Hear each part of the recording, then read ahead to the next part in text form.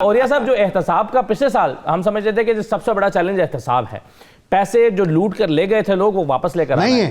اچھا اب وہ احتساب ہوا بھی نہیں، پیسے واپس آئے بھی نہیں، پھر بھی اب وہ چیلنج نہیں رہا، یعنی کہ وہ چیلنجز کی لسٹ سے ہی نکل گیا، یہ کیسے ہوا اوریا صاحب؟ دیکھیں پاکستان میں نا ایک بات یاد رکھیں، میں آج سے جب 35 سال پہلے نوکری میں آیا تھا نا تو مجھے میرے کچھ سینئرز نے ایک بڑی مزدار سی ایڈوائس دی تھی۔ اس نے کہا دیکھو بات سنو، اگر تم اس بات میں پیچھے لگ گئے نا کہ میں فلاں تحصیلدار کی کرپشن پکڑوں گا اور فلاں پٹواری کا دیکھوں گا تو یہ پھر تم پوری زندگی اسی میں لگ جاؤ گے، کوئی زندگی میں کسی کو ڈیلیور نہیں کر سکو گے۔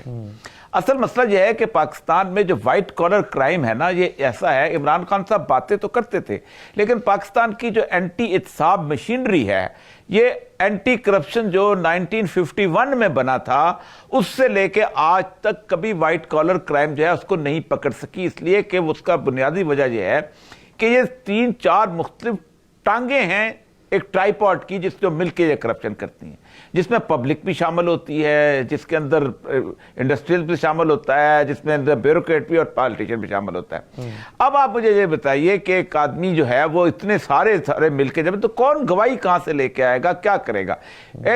اس کا ایک آسان طریقہ یہی حل ڈھونڈا ہوتا ہے کہ جب آپ اپنی مینز سے بیونڈ رہ رہے ہیں، میں اگر 50,000 روپے تنخواہ لیتا ہوں اور 2 کروڑ کا گھر لیتا ہوں تو مجھ سے پوچھا جانا چاہیے، لیکن اسی کے اوپر کہا جاتا ہے کہ یہ کرپشن تو ثابت نہیں ہوتی۔ اس کا مطلب یہ ہے کہ عمران خان کو پہلی ڈیفیٹ یہ ہوئی تھی کہ اس کو یا تو یہ تصور بنا رہے تھے کہ بھائی ہم نے اس حساب کے ماڈل کو بھی ری ڈیزائن کرنا ہے، اگر آپ نے پرانے ماڈل پہ رکھنا ہے تو یہ اگلے کئی سال تک وہی آصف زرداری صاحب ہم تو عدالت میں جا کے جناب ٹھیک ہو گئے، ہم تو بری ہو جاتے ہوتے ہیں۔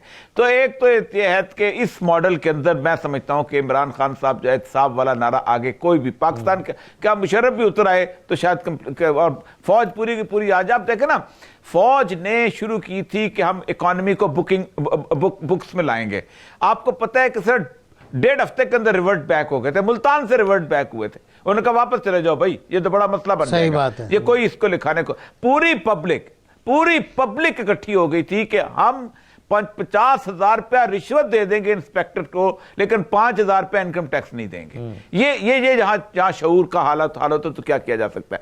تو اصل ایک تو یہ، لیکن میں خیر عمران خان صاحب کے لیے بڑی صحیح بات کی، مہنگائی اور بیروزگاری۔ عمران خان صاحب نے ایک ایسے ماڈل کے اوپر اکنامک ریوائیول کا پہیہ رکھ دیا ہے، بنیاد رکھ دی ہے کہ جو ماڈل جو ہے وہ چند بڑے سرمایہ داروں کو تو بینیفٹ دیتا ہے اور آپ کے فارکس ریزرو بھی بڑھ جاتے ہیں لیکن ٹرکل ڈاؤن ایفیکٹ نہیں ہوتا۔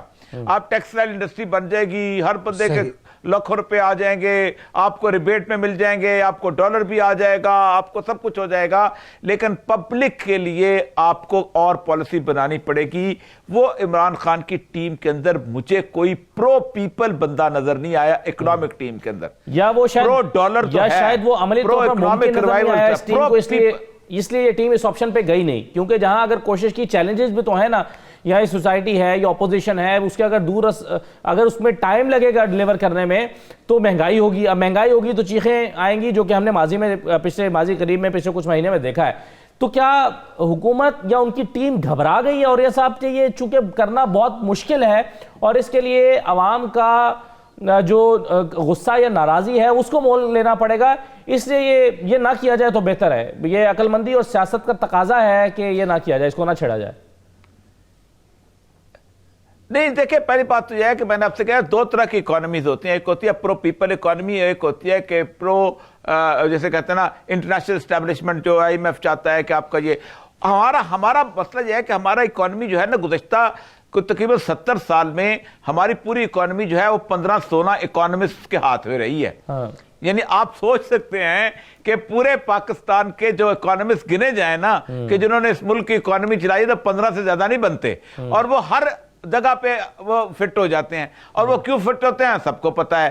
اب اس میں ہونا یہ چاہتا ہے کہ عمران خان صاحب کو ابھی کچھ کر لیا ہے نا، ابھی کچھ سیٹ کر لیا ہے انہوں نے، چلو IMF پہ چلے گئے، اگرچہ کہ نہیں جانا چاہیے تھا، میری اپنی رائے ہے، لیکن اب آپ کو پرو پیپل سٹیپس لینے پڑیں گے، ورنہ حالت وہی ہوگی کہ بنگلہ دیش کی اکانومی بہت مضبوط ہے لیکن 1.5 کروڑ بنگالی جو ہے انڈیا کے اندر 3,000 روپے پہ نوکریاں کر رہا ہے اور آج وہ ڈیٹینشن سینٹر میں جا رہا ہے۔ یہ ہوتی ہے حالت۔ انڈیا کی اکانومی بہت مضبوط ہے لیکن دنیا کی سب سے بڑی جھونپڑ پٹی جو ہے وہ انڈیا ہے جی تو یہ عمران خان کو اس طرف لے گئے تو مسئلہ ہو جائے گا. ٹھیک ہے رائٹ. ایک اور مسئلہ جو میں ایک مختصر بریک کے بعد آپ کے سامنے رکھنا چاہوں گا وہ یہ ہے کہ کچھ عرصہ پہلے تک کچھ مہینے پہلے تک حکومت کے لیے ایک بہت بڑا چیلنج جو ہے وہ اپوزیشن بھی دکھائی دے رہی تھی. دھرنا ہو رہا تھا, ایک سٹیج پر تمام لوگ کھڑے تھے, ایک راہبر کمیٹی بن گئی, اس کے اجلاس ہو رہے تھے, حکومت کو 2 مہینے میں چلتا کریں گے, ری الیکشن کا مطالبہ. وہ جو ایک چیلنج اپوزیشن ایک چہرہ بنا کر حکومت کے لیے چیلنج بن کر کھڑی ہو گئی تھی, وہ چیلنج بھی اب شاید نہیں رہا. تو کیا اپوزیشن حکومت کے لیے چیلنج ہے یا نہیں رہی؟ اگر نہیں رہی تو اپوزیشن 2020 میں کہاں کھڑی ہے؟ اپوزیشن کے پاس کرنے کے لیے کیا ہے؟ اپوزیشن کے پاس زندہ رہنے کے لیے 2020 میں کیا ہے؟ 2020 میں کیا ہے؟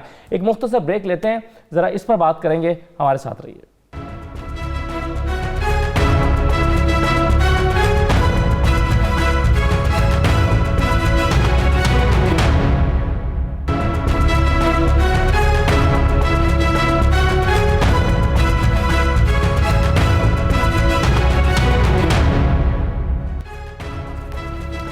دوبارہ خوش آمدید. ارشاد عارف صاحب, یہ اپوزیشن جو میں نے جیسا بریک پر جانے سے پہلے کہا کہ لگ رہا تھا کہ بڑا چیلنج ہے اور یہ تو بڑا ٹف ٹائم دے رہی ہے حکومت کو, اور یہ ایسے ٹف ٹائم دیتی رہے گی تو 5 سال تو بڑے مشکل ہو جائیں گے حکومت کے لیے. 2-3-4 مہینے پہلے تو یہ صورتحال بنی ہوئی تھی, لیکن ایسا لگ رہا ہے کہ اپوزیشن اب حکومت کے لیے چیلنج نہیں رہی.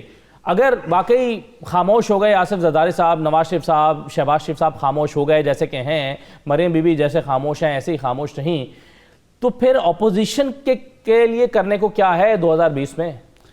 دیکھیں, اپوزیشن طاقتور یا کمزور نہیں ہوتی, اپوزیشن بڑی یا چھوٹی نہیں ہوتی, اپوزیشن لائق یا نالائق ہوتی ہے.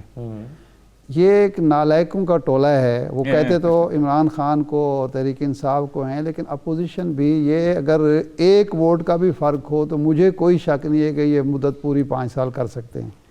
اس لیے کہ اپوزیشن اگر عوام کے لیے, نظریے کے لیے, کسی اصول کے تحت لڑ رہی ہو حکومت سے اور عوام کی تائید و حمایت اس کو حاصل ہو, تو پھر وہ کچھ نہ کچھ اچیو بھی کر سکتی ہے اور وہ حکومت کو جھکنے پر مجبور کر سکتی ہے. لیکن جس اپوزیشن کے بیشتر لوگ جو ہیں نیب کو مطلوب ہوں, اینٹی کرپشن کو مطلوب ہوں, FIA کو مطلوب ہوں, اور جنہوں نے واقعتاً کرپشن کی ہو, بے ضابطگی کی ہو, اپنے اختیارات کا غلط استعمال کیا ہو, جس اپوزیشن کو حکومت سے مراعات چاہیے ہوں گی, خواہ وہ ترقیاتی فنڈز کی صورت میں ہوں, خواہ علاقے میں تھانے دار لگوانے کے حوالے سے ہوں, یا کوئی اور حوالے سے وہ رعایت کی طلبگار اپوزیشن ہوگی, جس اپوزیشن کو یہ خوف ہوگا کہ اگر ہم نے کوئی ضرورت سے زیادہ ایجیٹیشن کرنے کی کوشش کی, آگے بڑھنے کی کوشش کی, تو ہمارا وہ حشر ہوگا جو باقیوں کا ہو رہا ہے, تو وہ کسی حکومت کو نہ جھکنے پر مجبور کر سکتی ہے, نہ اس کے لیے خطرہ بن سکتی ہے.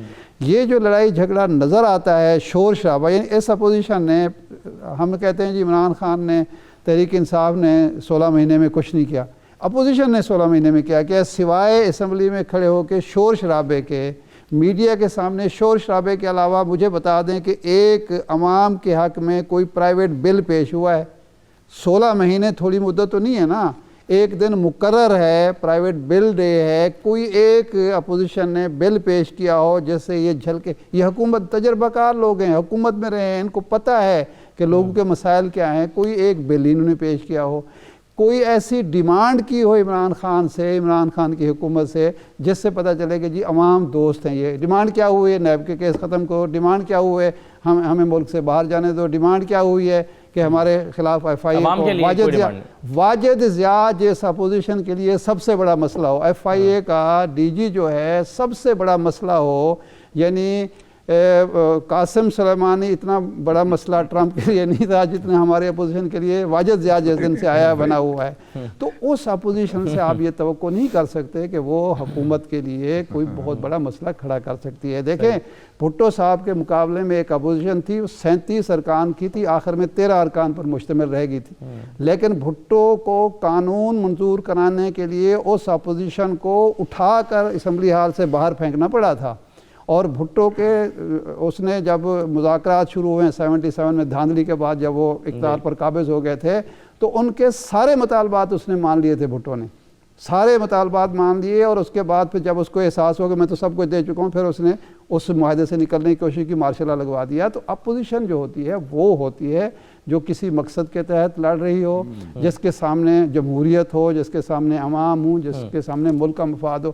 جس اپوزیشن کو ایک شیخ رشید نے کہا کہ یہ لیٹ کر بھی ووٹ دیں گے اور یہ لیٹ کر ووٹ دینے کے لیے تیار اپوزیشن بیٹھی ہوئی ہے، وہ عمران خان کے لیے مسئلہ بن سکتی ہے؟ میرا نہیں خیال۔ عمران خان کے مسئلہ وہی گورننس ہے، مہنگائی، بے روزگاری ہے، اس پر وہ توجہ دیں۔ اگر اس پر وہ توجہ دے دیں اور 30% ڈیلیور کر دیں تو یہ اپوزیشن آپ کو اگلے الیکشن میں نظر بھی کہیں نہیں آئے گی۔ صحیح ہے۔